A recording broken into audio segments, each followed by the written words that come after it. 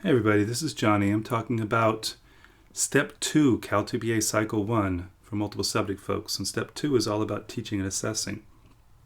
This follows the two earlier parts, which is getting to know your students and setting out lesson plans. Now you're actually teaching that lesson.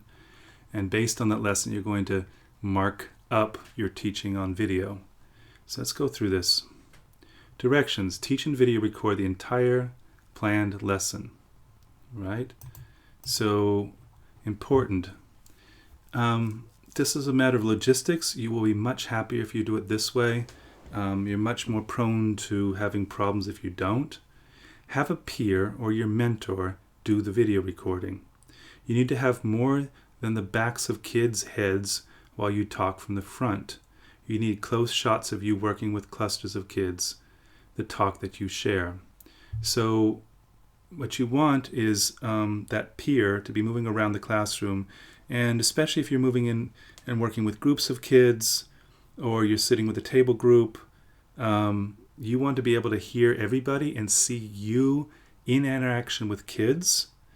And it's really good if you're doing some kind of floor work to not just have it where the camera's at the back of the room standing by itself and somebody's pushed the record button and that's it. You will miss so much of the talk that will matter to your recording. You will be sad when you start annotating because you'll remember something good one kid said, but it didn't show up on the audio or you didn't capture it in the video. So do have a peer or your mentor teacher record your lesson. The other suggestion is that you record other lessons before you do the important one. Don't make your first important recording be the lesson that you put so much energy in planning and then all of a sudden the recording is not so great. So be smart about this at the front end. 3 video clips from any part of the lesson plan that demonstrate the following. Well, we'll get into that in a moment. Most important, organize your lesson so that the key requirements for annotation will be plainly evident in the video. And I put yes, really. So as we go through things that matter, you want to actually have them in mind before you teach. You want to be teaching in a way where your good teaching that fits with the annotations shows up. Don't just hope for it. Do your teaching so that your teaching plainly shows those good things you're able to do. So the first one is creating a positive learning classroom environment and setting expectations for student learning. Now I'm going to let you know this one can be pretty self-evident, but you will need to annotate it. The kind word you say to a student, the way you greet students, the funny thing you say, the welcoming manner you might have for your kids, your body language, all those kinds of things might be ways that you're creating a positive learning environment. This one gets lost sometimes because people don't understand that who've done this test, and the ones I've worked with before, everyone needs to know that you need to set these out very clearly. Today we're going to have a great lesson. These are the things we're going to be doing. And then you point to the bullet points on your board that say, first we're going to do this, and this is how we're going to do this. And for all of us to have a really good day today, what things might we do? And then the kids start talking to you about, we will work well with our partners. You need to do all of that at the front end, and it really does need to be at the front end to work for CalTPA. So select a clip from a portion of your lesson that establishes a positive classroom environment, establishes learning expectations for the content of the lesson. If you're going back to your lesson planning, make sure you have this organized and set out in the first 5 minutes of your lesson. So 2 things. Do purposefully include when you tell students what they will be learning about and how they will be engaged, learning goals and expectations. Do purposefully remind them that the last good work they did on the topic. So yesterday, do you remember what we did yesterday? You all did so well in this. Look at what so-and-so did. It's up here on the board. Or anyways, just making it positive.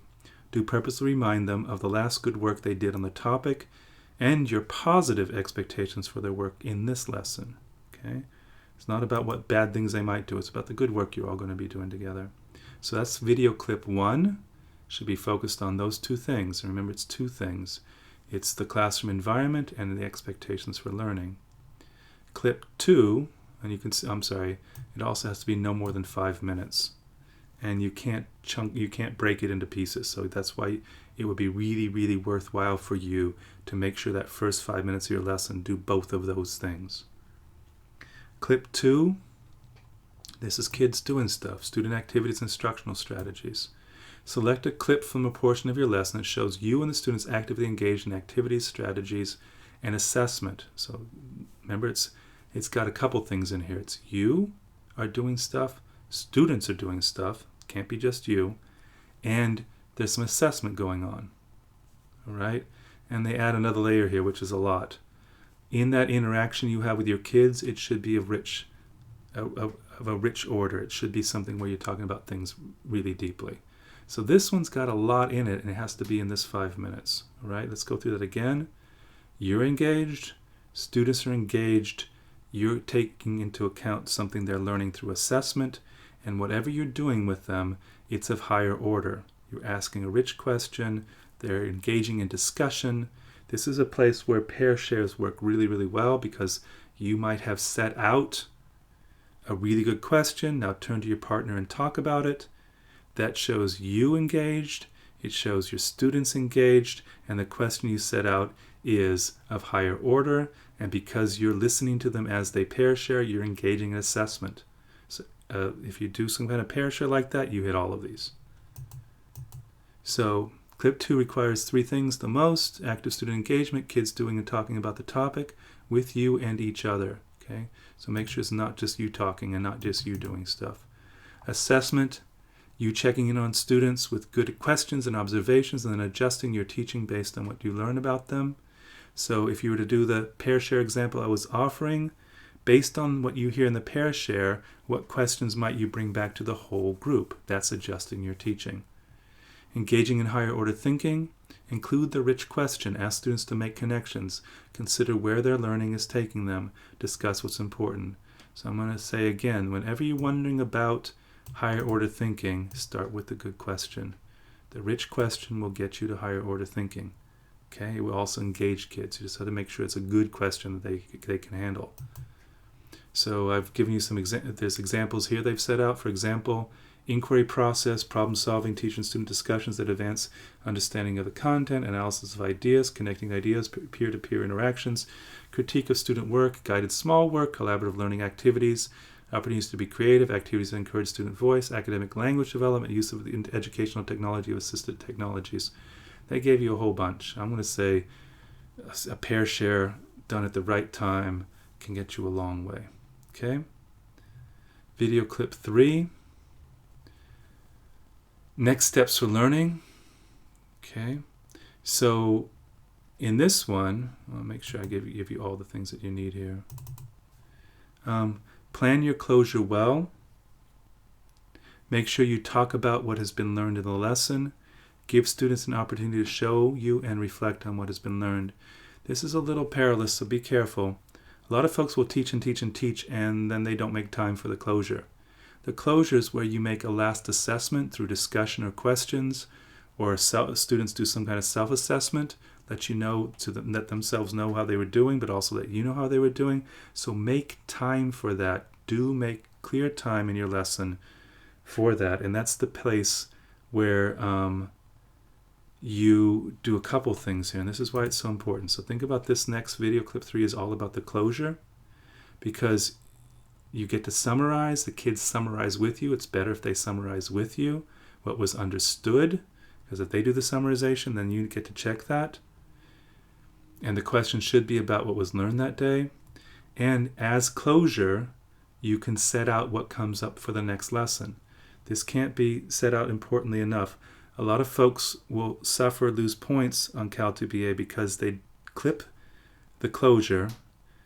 They don't have at the very end some summary of what was learned by the students and by the teacher, and they haven't made room for saying what comes next. So this is a big, big deal. So going back, video clip 1 can be about the first 5 minutes of the lesson. Okay, so it's about positive learning environment and expectations for learning. That's the very front end of the lesson, first 5 minutes or so. Clip 2 could be some 5 minutes in the middle of the lesson where people are doing stuff and you're listening to them and you're making assessments, checks for understanding, and the activity is of higher order. So think about that as the middle of your lesson. Clip 3 should be that last 5 minutes, purposeful 5 minutes, not just we're done now, but purposeful 5 minutes where you've stopped and say, well, look what we've done today. Tell me what you got out of this today. And you're listening, and everybody's articulating what was learned that day. And then from that you say, that was really great. You know what? I think based on what we've done today, what would be really good tomorrow, let's do this tomorrow. So that's thinking about it in a useful way. Clip 1 is the opening. Clip 2 is the middle of your lesson with engaged activity of a higher order. And clip 3 is purposeful closure. Okay, so here's an important note, right? This is the part that matters.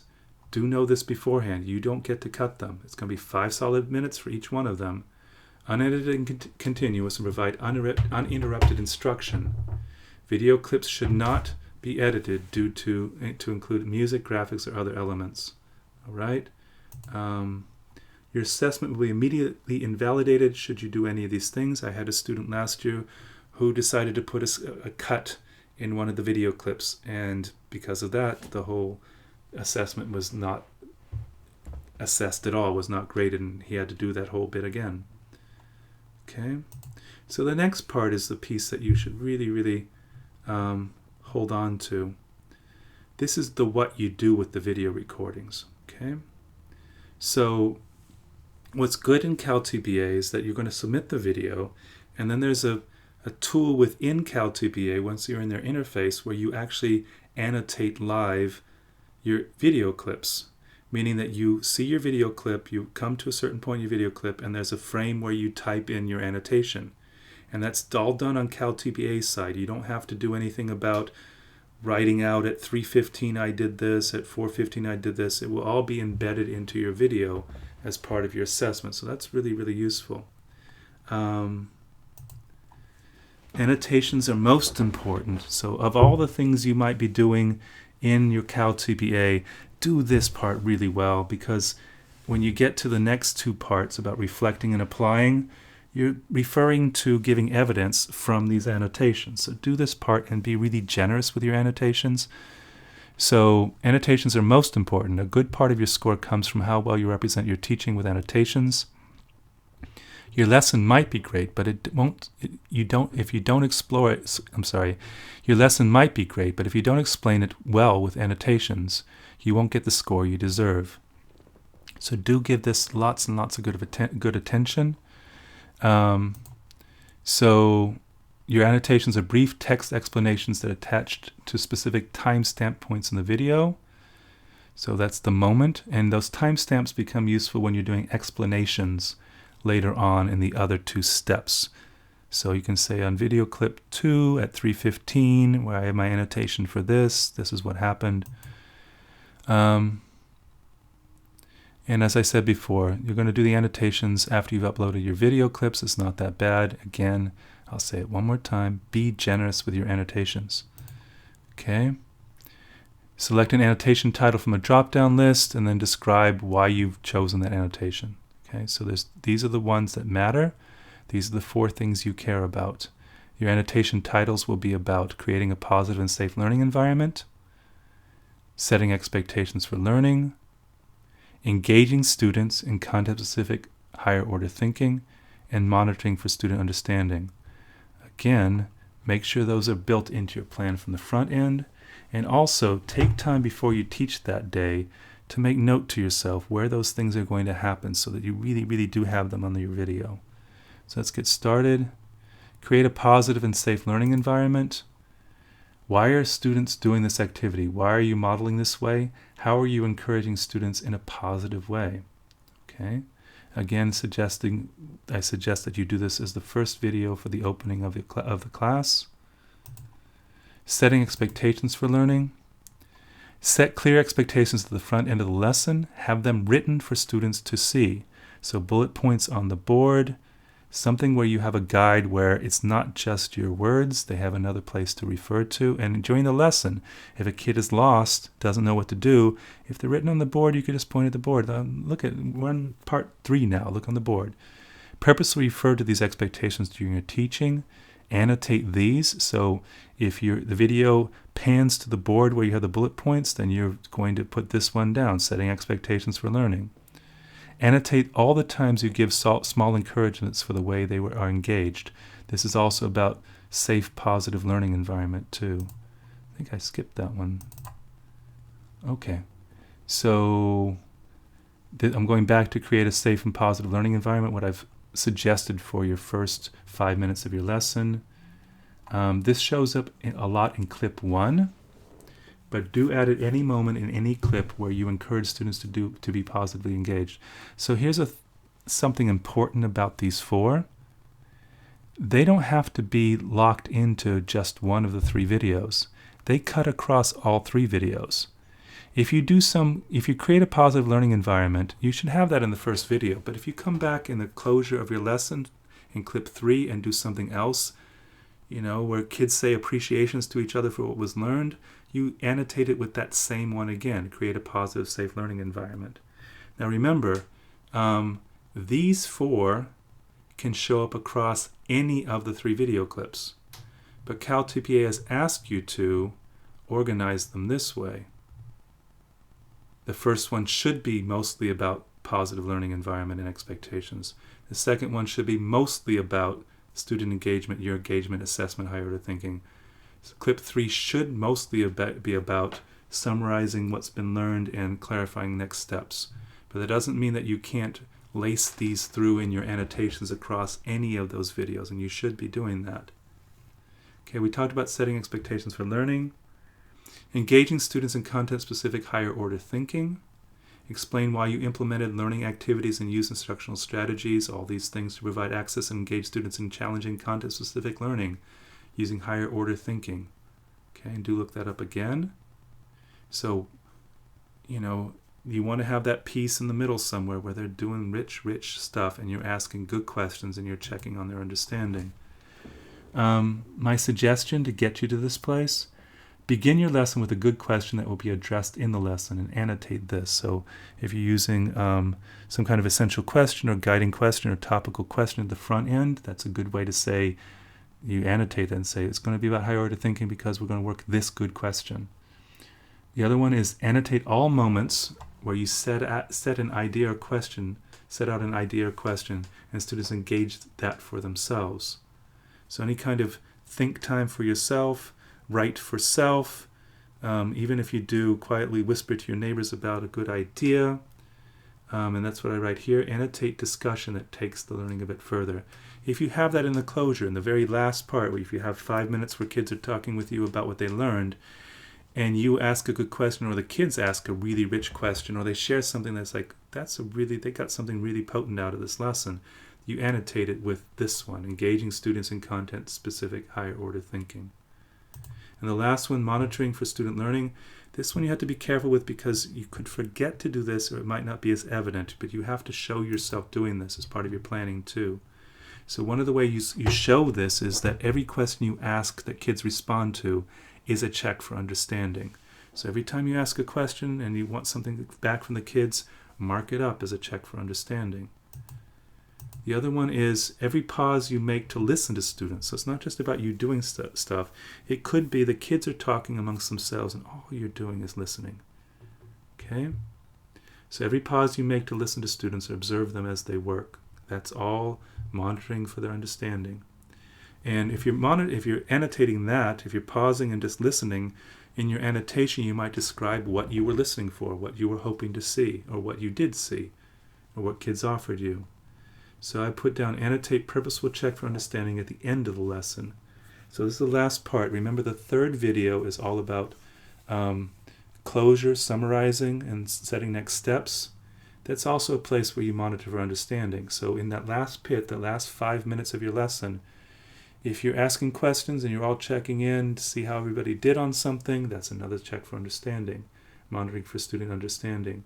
So annotate purposeful check for understanding at the end of the lesson, closing discussion, student self-assessment, purpose of exit ticket or quiz, all those things that you might do at the end of the lesson to try to summarize, get at what students have learned, both for themselves and for you. That's monitoring for understanding. So again, I'm going to say that This is a checklist. You may use these 4 types of annotations for any of the video clips. Do use them more than once as appropriate. Do plan your lesson with specific moments where they will happen. Don't leave it to chance. So in backwards lesson planning, you should start with these. You've got your kids in mind, you know who they are, and then you're saying, how am I creating a positive and safe learning environment for them? How am I setting expectations for their learning? How am I engaging them in content-specific higher-order thinking? How am I checking their understanding? Think about that as integral to your lesson planning. And on the day of your lesson or the day before, go through a mental rehearsal and ask yourself, where am I doing this? How am I doing this? And use these 4 as a checklist. More important notes. Each annotation title must be used at least once across 3 video clips. And here's the offering they make you. You may use annotation titles multiple times. Do this. I should make that really, really bold. Okay? This is where you say to the observer, to the person who's evaluating this is my teaching and I know what I'm about. So think about that also. The annotations are also a check to see if you know your own teaching, if you know what your teaching's doing. So every annotation is an announcement saying, yes, I know how to set out expectations for kids. Yes, I know how to monitor for understanding. So all those things are important. Make sure you do your annotations well. And the evidence to be submitted, annotated video clips, no more than 5 minutes each. Remember, none of those can be adulterated. 5 minutes, stop, 5 minutes, stop, 5 minutes, stop. My suggestion was first 5 minutes of your lesson, middle 5 minutes of your lesson, last 5 minutes of your lesson, with specific activity you do in each of those. All right? So this was step 2, teach and assess, and I hope it's been helpful for you. Do those annotations well.